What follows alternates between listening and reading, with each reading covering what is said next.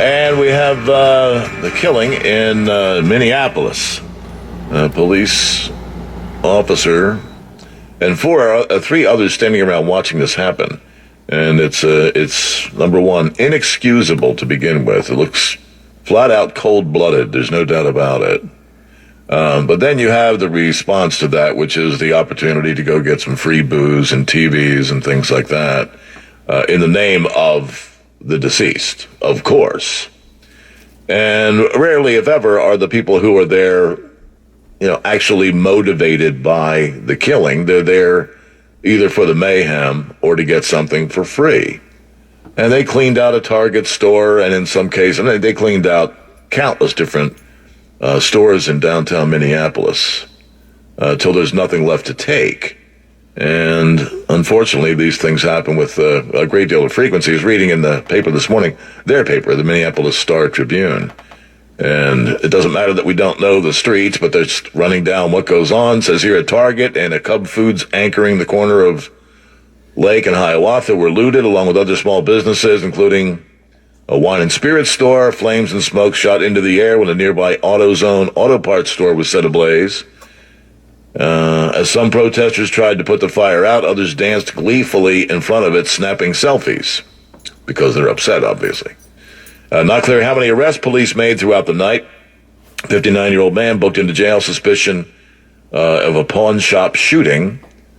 This was, I think, the owner of the pawn shop was inside as people began to break in, and he shot them, or one video. And said for much of the night, police radio squawked with call after call. Looting started first at the Target store across from the police department. Firefighters went from one blaze to the next, often with police in tow for crowd control. Someone started a fire at the AutoZone store. I mentioned that. And people went in. One store, they stole golf clubs and baseball bats and used them to smash the windows in all the other buildings nearby. Several pharmacies burglarized. Some suspects fleeing with handfuls of prescription pill bottles. So it's all opportunistic. It's people pretending they're doing something, to stop the police killing of black men or whatever. And again, the media would give you the impression, and I understand why people have the impression, that this is something that happens most likely or most often to black men, and it doesn't. And I mentioned this number a bit earlier as to where we stand so far this year. There are a lot of police shootings, and most of the time they're justified. But in the course of this year, as of the end of March, there were 221 police killings of civilians in this country. 221, 31 of those were blacks. So the vast majority of people being killed by police are not. And that's not unusual. What's unusual is the way it's reported. And newsrooms are not going to change. Personally, I think they do it because they want to riot. I really do. You get clicks on your website, you sell papers. I don't know why they play it up the way they do, except maybe in anticipation of a riot. Because, sorry, culturally speaking, there's only one group of people who really riots when one of theirs is killed by a cop.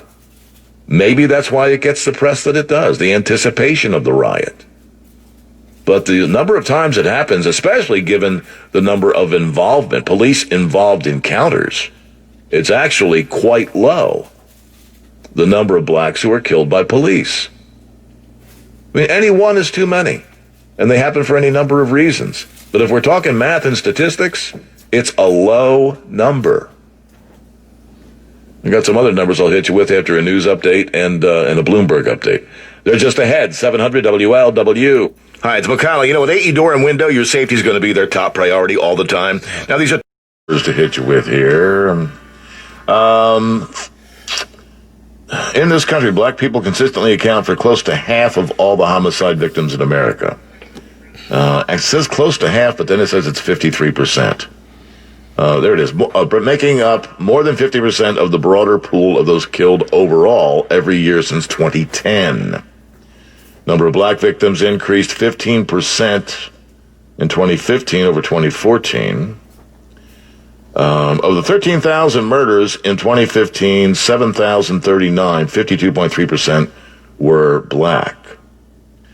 Now, 2015 also is the last year we had some rather notorious police killings, and those would include Sam DuBose here, and in Baltimore, Freddie, it'll come to me in a second. They were both 2015. In fact, that was Gray. Yeah, Freddie Gray.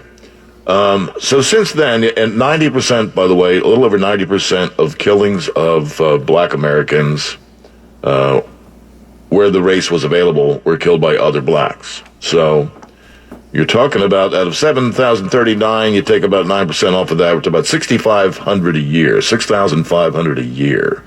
Over a 5-year span, 2 years would be 1,300, so 4 years would be 2,600, so you're looking probably 32,500 murders between 2015 and now. I mean, the last time there was a big, well-known cop shooting, 23,500 other killings, for which the Black Lives Matter banners sat in basements or closets or attics all over America. The group's not called Black Lives Matter when cops do the killing. It's called Black Lives Matter.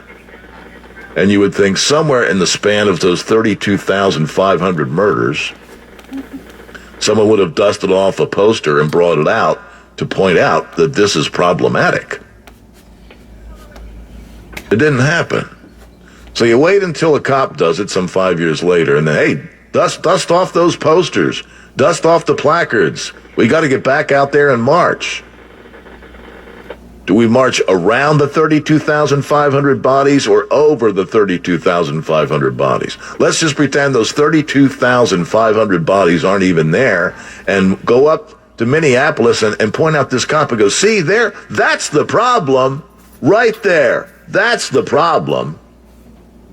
Not these 32,500 bodies we just walked around to get here that we completely ignored. No. Right here, this is the problem.